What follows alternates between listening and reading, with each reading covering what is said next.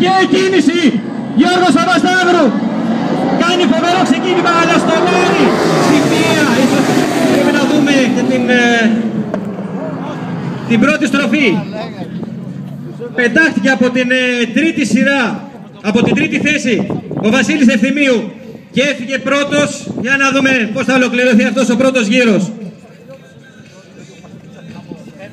Πολύ μεγάλη ένταση στους οδηγούς, πολύ μεγάλη αγωνία. Ο Αριστίδης Κιζίνος δεν έκανε καλή εκκίνηση. Ήταν πρώτος, είχε την καλύτερη θέση, αλλά έμεινε πίσω. Μεγάλη αγωνία, ευτυχώς δεν υπάρχει το παραμικρό απρόοπτο σε αυτόν τον πρώτο γύρο και έχουμε, για να δούμε, έχουμε ανακατατάξεις.